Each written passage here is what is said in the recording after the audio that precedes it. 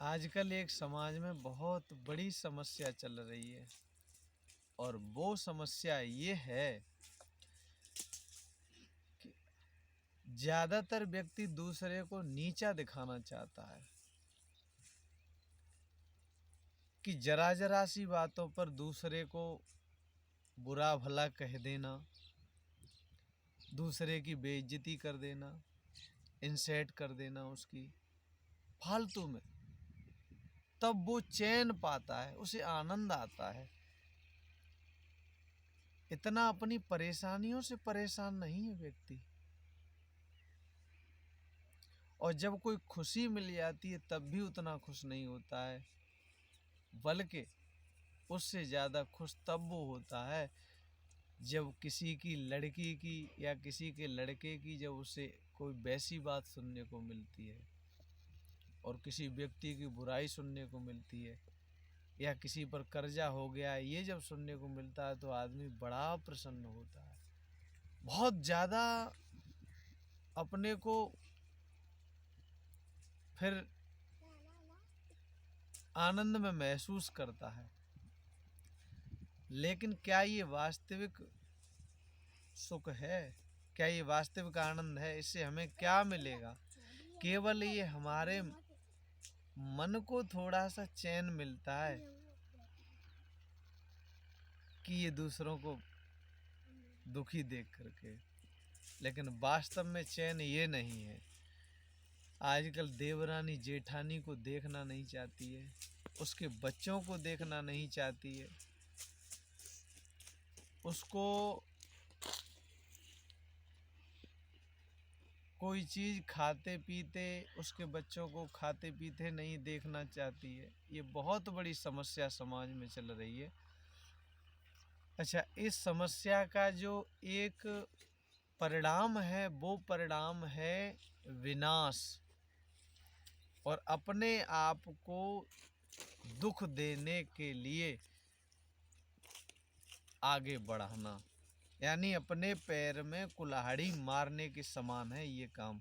क्योंकि जब व्यक्ति दूसरे को दुख देना चाहता है या दूसरे को दुखी देख करके आनंद मनाता है, उसे बड़ा सुकून मिलता है, तो व्यक्ति समझ लो वो निश्चय ही आगे चल करके दुखी होगा, उसे दुख मिलेगा ही मिलेगा, कोई रोक नहीं सकता है। अब इसका मैं एक प्रमाण देता हूँ बहुत अच्छा। जब भक्त ध्रुव को सुरुचि ने डांटा फटकारा, जब उल्टा सीधा कहा, तब ध्रुव के ऊपर तो उस चीज का कोई फर्क नहीं पड़ा। ध्रुव का क्या बिगड़ा? ध्रुव का भला हुआ, ध्रुव का बहुत अच्छा हुआ। क्यों? कि ध्रुव तपस्या करने गए, सौतेली माँ की बात को सुन करके वो ऐसा घात हुआ कि वो तपस्या करने गए और उन्होंने भगवान को प्राप्त किया और भगवान को प्राप्त करके लौटे, तो ध्रुव का तो फायदा ही हुआ, ध्रुव का तो लाभ हुआ, क्योंकि ईश्वर का दर्शन मिल गया। और बदले में इस छोटी सी चीज़ के लिए, राजा की गोदी में बैठने के लिए उन्होंने इतना डांटा था ध्रुव को सुरुचि ने, फिर क्या मिला? परम पिता की गोद। ईश्वर ने पहले उन्हें गोद में बिठाया ध्रुव को, फिर उसके बाद में बात कही थी राज्य की कि इस वैसे तो तू भी राजा का बेटा है, लेकिन तू मेरी कोख से नहीं हुआ, इसलिए तुझे ये नहीं मिलेगा। कितनी बड़ी बात कही। तो भगवान ने थोड़े बहुत नहीं, 36,000 वर्ष के लिए कहा कि ध्रुव तुम 36,000 वर्ष तक राज्य करोगे। तो ध्रुव को सब कुछ मिला। और सुनीति का क्या हाल हुआ? यानी अब यहीं देखना कि जो देवरानी जेठानी के बच्चों को देखना पसंद नहीं करती है और जो जेठानी देवरानी के बच्चों को देखना पसंद नहीं करती, उनके लिए मैं कह रहा हूँ, उनके लिए ये बात मैं कह रहा हूँ कि देखिए, माता सुनीति का क्या बिगड़ा? कुछ नहीं बिगड़ा। उसका बेटा भगवान का दर्शन करके आया और अंत में जब ध्रुव गए इस लोक को छोड़ करके, तो माता सुनीति भी गई। तो कितना अच्छा हुआ। लेकिन सुरुचि को क्या मिला? सुरुचि ने सिर्फ अपना अपना करके, आज भी कुछ स्त्रियां कहती हैं मेरा बेटा, यानी उसके जो जेठ के बच्चे हैं या देवर के बच्चे हैं उनको अपना नहीं कहती है, वो उनमें भी भेद करती है, जबकि बच्चे सब एक ही हैं, उनके दादी दादा एक है, तो फिर वो अलग कैसे हो गए? दादी बाबा को कितना बुरा लगता होगा। लेकिन फिर भी कुछ स्त्रियों के भेद होते हैं, कुछ ऐसे परिवार से आती हैं वो जिनकी बुद्धि में ही भेद होता है, चाहे कितना भी समझाना, पर वो भेद उनकी दृष्टि में होता ही है, वो उनके मन से निकलता नहीं है। तो बच्चों में भी भेद देखती हैं। तो ये काम सुरुचि ने किया, यानी बच्चों बच्चों में भेद किया, जबकि एक ही राजा के बेटे थे। भले ही ध्रुव दूसरी माँ थी ध्रुव की, इससे कोई फर्क नहीं पड़ता, लेकिन सुरुचि को ये सोचना चाहिए था कि ये भी मेरे महाराज का ही बेटा है, तो कम से कम मेरे महाराज की निशानी है, तो कितनी अच्छी बात है। तो उसको क्या मिला? वो अपना अपना करती रही, मेरा बेटा मेरा बेटा, तो उसको क्या मिला कि उत्तम जब शिकार खेलने के लिए गया तो वहाँ एक यक्ष ने उत्तम को मार डाला, और जब उत्तम को मार डाला तो वो जो सुरुचि थी ना, बाद में जंगलों में वन वन में घूमती रही, हाय बेटा, हाय मेरे उत्तम, हाय मेरे लाल, और घूमते घूमते अपने पुत्र के वियोग में उसने वो जो अग्नि जल रही थी, बांस से बांस रगड़ के जो अग्नि प्रकट होती है उसे दावानल कहते हैं, तो वो जंगल में दावानल धधक रहा था, उस दावानल में ही प्रवेश कर गई। कैसी मौत मिली उसे, और क्या राज्य में किस चीज की क्या कमी थी? कोई कमी नहीं थी। अरे वो भी चैन से रहती, वो भी चैन से रहती, और वो दोनों बेटे चैन से रहते, कोई कमी तो थी नहीं। लेकिन फिर भी उसकी दृष्टि में जो भेद था वो ठीक नहीं था, तो वो उसने गलत किया। कम से कम उसको वो ऐसा नहीं करना चाहिए था, तो उसका परिणाम क्या मिला कि नुकसान हुआ। अच्छा, यही बात और देख लीजिए, पांडव और कौरवों को ले लीजिए कि पांडवों ने कौरवों का कितना कितना भला चाहा, कितना प्रेम करते थे पांडव कौरवों से।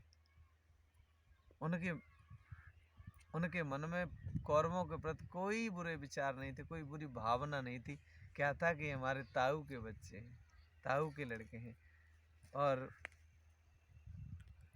धर्मराज युधिष्ठिर जब भी बात करते थे, अनुज दुर्योधन यानी छोटा भाई दुर्योधन, कितना प्यार था उनके अंदर। लेकिन ऐसे बड़े भाई के साथ भी वो अधर्मी दुर्योधन बना के नहीं चल पाया। उसके मन में कितने उनके प्रति ऐसे धर्मात्मा भाई, कितना कितना सम्मान करते वो अपने छोटे भाइयों का भी, फिर भी ऐसे भाई का भी उन्होंने अपमान किया कौरवों ने। उस अधर्मी दुर्योधन ने ऐसे भाई का भी अपमान किया जो कितना उनके अंदर शील था, स्वभाव था, जो अपने छोटे भाइयों के लिए कितना प्रेम रखते थे, कितना प्रेम करते थे उनके लिए वो, फिर भी ऐसे भाई के लिए कैसा सोचा। दूसरी बात, ये समस्या थी तो वो तो अलग बात है, लेकिन कभी भी कौरवों ने पांडवों को चाहा नहीं, बल्कि पिता का सपोर्ट भी रहा। यानी पिता जानता था, वो आंखों से तो अंधा था ही, वो आंखों से तो अंधा था ही, लेकिन उसके ये की भी फूटी थी, वो हृदय की आंख भी उसकी फूटी थी, वो हृदय की आंख से भी अंधा था। और उस वास्तव में वो कहा था ना द्रौपदी ने कि अंधे के पुत्र अंधे, तो वो वास्तविक अंधे के अंधे ही थे। वो ऊपर से उसका पिता अंधा था और अंदर से भी अंधा था, और उसकी संतान तो बिल्कुल अंधी थी ही, जो बुरे और अच्छे में पहचान नहीं कर पाई। तो जलन तो थी, लेकिन जलन के साथ साथ दुर्योधन को ये कितना बड़ा ईर्ष्या थी कि ये आंखों के सामने भी न रहे। उसे इतना ही नहीं था कि राज्य इन्हें न दिया जाए, वो तो बात है, चलो ठीक है, लेकिन उसके अंदर ये भी तो था कि वो आंखों के सामने ही न रहे, यानी वो दुर्योधन उन पांडवों को देखना भी पसंद नहीं करता था। और उसका परिणाम क्या हुआ? विनाश, महाविनाश। उसमें वो खुद तो मरा ही, सारे खानदान को बर्बाद कर गया। सारे कौरव मारे गए और भी राजा मारे गए, कितने रिश्तेदार मारे गए। जहाँ मामा को भांजे के साथ युद्ध करना पड़ा, जहाँ भतीजे को फूफा जी के साथ युद्ध करना पड़ा, जहाँ बाबा को पोते के साथ युद्ध करना पड़ा, क्या क्या नहीं करना पड़ा। तो ये सारी चीजें हैं कि विनाश की तरफ ले जाती हैं। इसलिए ये जो ईर्ष्या है, ये जो जलन है ना, वो कहते हैं ना कि जो दूसरे को दुखी देखना चाहता है, एक दिन उसे खुद ही दुख उठाना पड़ता है। और जो दूसरे को सुखी देखना चाहता है, भगवान उसे सुख देते हैं, उसे सुख मिलता ही मिलता है। आज जो जिसको जितना दबा लेगा इस समय में, क्योंकि जब प्रभुता होती है तो लोग वो उस चीज तक पहुंच नहीं पाते हैं, उस परिणाम तक पहुंच नहीं पाते हैं कि इसका परिणाम क्या होगा। लेकिन जो आज हम कर रहे हैं उसके परिणाम को आगे तक देख लेना ही महापुरुष के लक्षण होते हैं। जैसे कि वो भूत यानी भविष्य को वर्तमान में देख लेना, ये महापुरुष के लक्षण होते हैं। और वो महान लोग हुआ करते हैं जो आगे क्या होगा ये करेंगे तो ये चीज उसी वक्त देख लेते हैं। वो लोग, उन्हें कभी दुख छू नहीं सकता है, कभी भी नहीं छू सकता। आज अपने कर्मों से हम जो कर रहे हैं उनसे हमें पता चलता रहता है कि हम क्या कर रहे हैं। तो बिरले लोग हुआ करते हैं जो आज कर रहे हैं और उसके बारे में जानते हैं कि इसका परिणाम क्या होगा। बहुत कम लोग हैं। एक दिव्य सोच होनी चाहिए, एक विराट सोच होनी चाहिए। पैर में मोच और छोटी सोच ये व्यक्ति को कभी आगे नहीं बढ़ने देती है। इसलिए अगर किसी को ये सोच लेना, ये समझ लेना कि अगर किसी को गिराना चाहते हो तो आप उतने ही नीचे गिरते चले जाओगे, उतने ही नीचे गिरते चले जाओगे। इसलिए सोच लो, समझ लो, नहीं तो बहुत बुरा हाल होगा। सोच लीजिए। अभी समझने का समय, फिर समझने का भी समय नहीं रहेगा, सोचने का भी समय नहीं रहेगा। अभी आदमी प्रभुता पाता है तो खूब जमाता है और गरीबों को और वैसे लोगों को, यानी कुछ और एक और चीज़ है, कुछ लोग जैसे मैंने देखा है, ज़्यादातर स्त्रियां बच्चों पर घुड़क जमाती रहती हैं हर समय। और कोई स्त्रियां ऐसी हैं कि वो बच्चों का अपमान करती रहती हैं, हर वक्त सास ससुर का अपमान करती रहती हैं, क्योंकि उम्र है वैसी। तो उन्हें ऐसा लगता है कि बस यही रहेगा, लेकिन ये नहीं रहेगा, ये नहीं रहेगा, ये नहीं रहेगा। एक बात याद रखना कि जो किसी के समझाने से नहीं समझे वो काल के समझाने से समझ गए, यानी समय के समझाने से समझ गए। मैंने ऐसी बहुओं को देखा था जो अपनी सास को बेइज्जत करती रहती, हर समय उस पर घुड़क जमाती रहती थी, उस पर हेडिंग देती रहती थी। लेकिन वही बहू जब सास बनी तो आज मैंने उसको बहुतों को देखा है मैंने। आज जब वो स्त्रियां जब खुद सास बन गई हैं तो जब उनकी बहू जब उन्हें डांटती है ना, उल्टा सीधा कहती हैं, तब उन्हें पता चलता है तो ये तो होना ही था, क्योंकि किसी को जो हम देंगे वही तो हमें मिलेगा। बोया पेड़ बबूल का अमुआ कहाँ से खाए, जैसी करनी वैसा फल, आज नहीं तो निश्चय कल ये मिलेगा ही मिलेगा।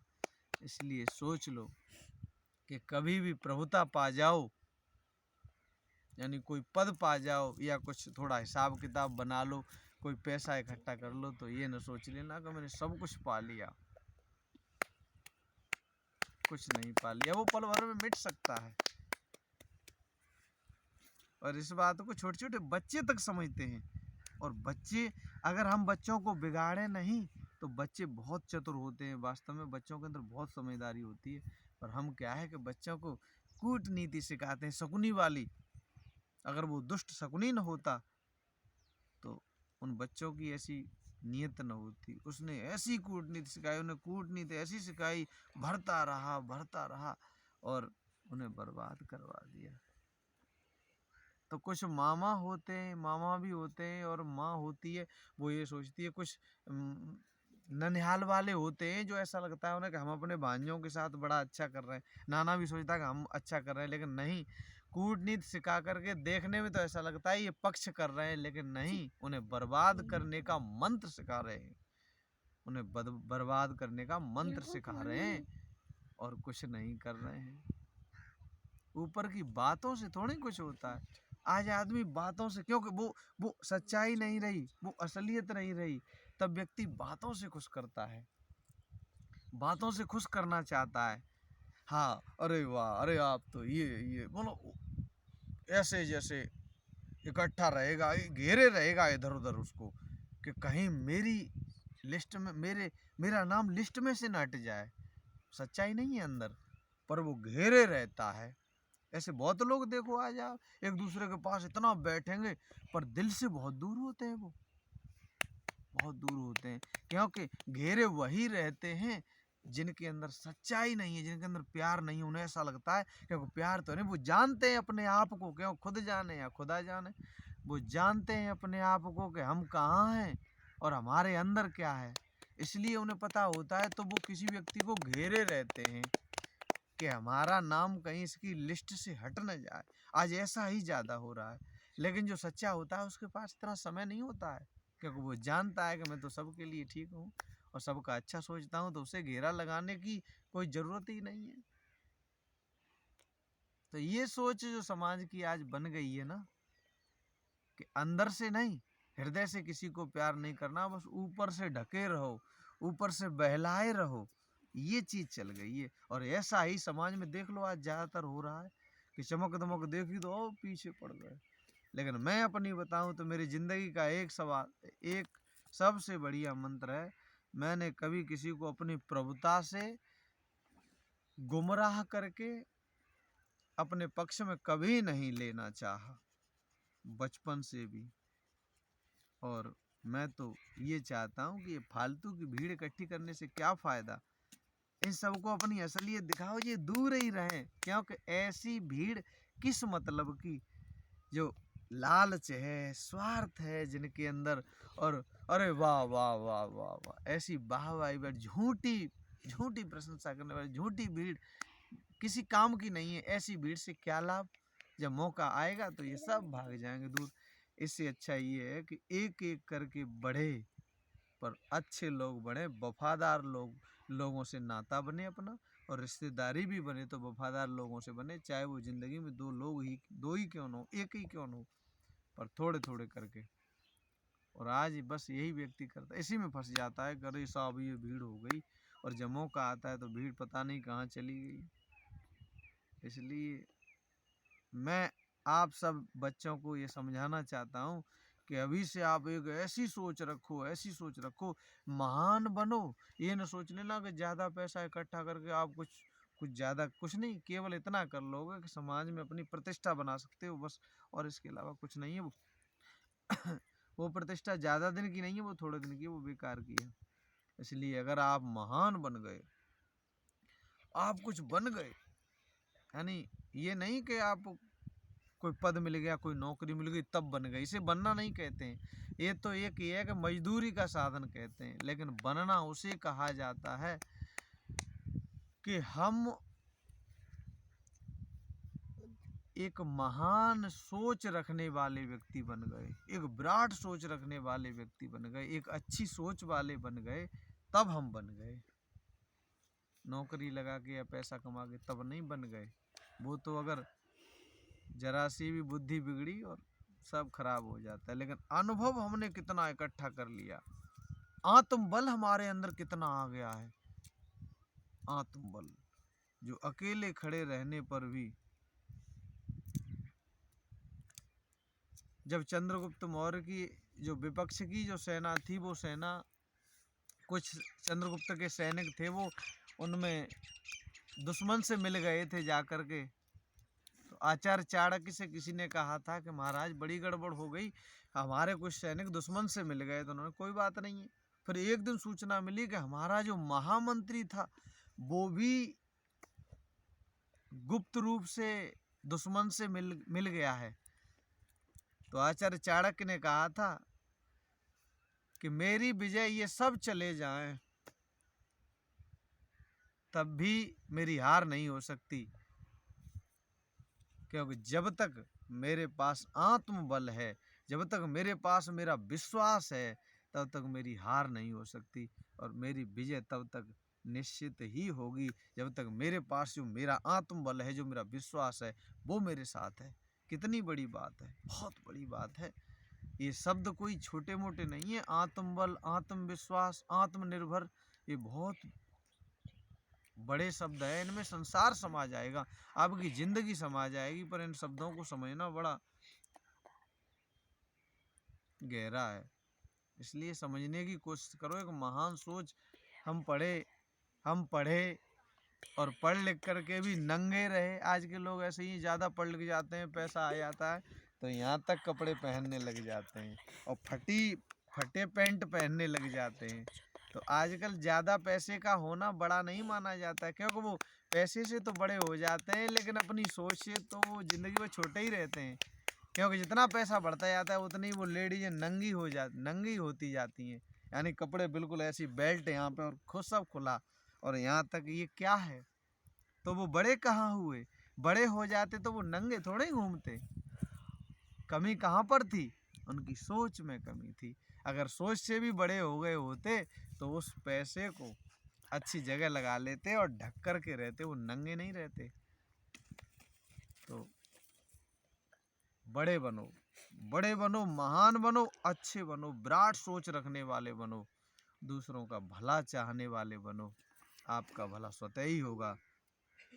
आप लोगों ने हमें समय दिया, इसके लिए हम आभारी हैं। बहुत अच्छी बात है। राधे राधे। जय श्री कृष्णा। बोल सद्गुरुदेव भगवान की जय।